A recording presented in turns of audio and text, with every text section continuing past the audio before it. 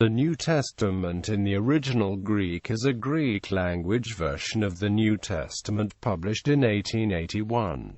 It is also known as the Westcott and Hort text, after its editors Brooke, Foss, Westcott, and Fenton, John Anthony Hort. It is a critical text, compiled from some of the oldest New Testament fragments and texts that had been discovered at the time. The two editors worked together for 28 years. Westcott and Hort state, "Our belief that even among the numerous unquestionably spurious readings of the New Testament there are no signs of deliberate falsification of the text for dogmatic purposes." Quote, "They find that without orthographic differences, doubtful textual variants exist only in 1/60th of the whole New Testament, with the substantial variations forming hardly more than 1/1000th of the entire text." According to Hort, his knowledge of documents should precede final judgments upon readings. The two editors favored two manuscripts, Vaticanus and Sinaiticus. They also believed that the combination of Codex Beza with the Old Latin and the Old Syriac represents the original form of the New Testament text, especially when it is shorter than other forms of the text, such as the majority of the Byzantine text type. In this they followed one of the primary principles of the fledgling textual criticism, lectio brevia, sometimes taken to an extreme, as in the theory of Western non-interpolations, which has since been rejected.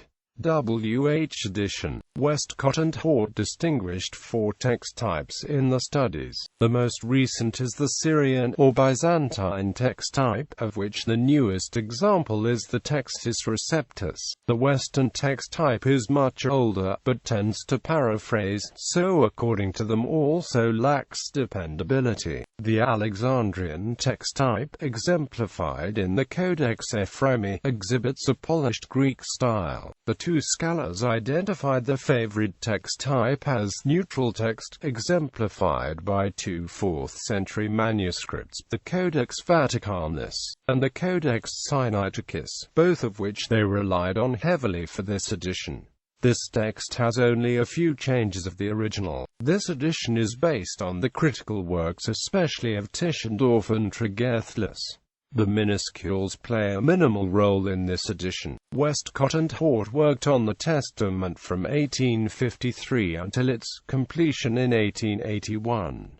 It was followed by an introduction and appendix by Hort, appearing in a second volume in 1882. In 1892, a revised edition was released by F. C. Burkitt. Reception. The edition of Westcott and Hort began a new epoch in the history of textual criticism. All critical editions published after Westcott and Hort closely follow the text of the New Testament in the original Greek, with the exception of the text edited by Hermann von Soden. Soden's edition stands much closer to the text of Tischendorf than to the text of Westcott and Hort. All editions of Nestle or Land remain close in textual character to the text. W.H. Orland reports that, while NA25 text shows, for example, 2,047 differences from von Soden, 1,996 from Vogels, 1,268 from Tischendorf, 1,161 from Bova, and 770 from Merck, it contains only 558 differences from W.H. text.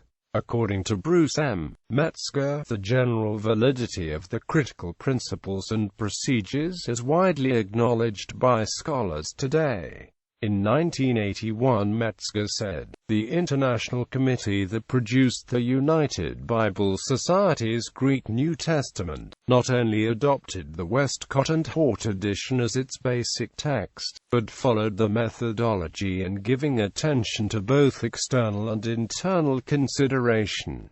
Philip Comft gave this opinion. The text produced by Westcott and Hort is still to this day, even with so many more manuscript discoveries, a very close reproduction of the primitive text of the New Testament. Of course, I think they gave too much weight to Codex Vaticanus alone, and this needs to be tempered. This criticism aside, the Westcott and Hort text is extremely reliable. In many instances where I would disagree with the wording in the Nestle-Ubbs text in favor of a particular variant reading, I would later check with the Westcott and Hort text and realize that they had often come to the same decision. Of course, the manuscript discoveries of the past 100 years have changed things, but it is remarkable how often they have affirmed the decisions of Westcott and Hort.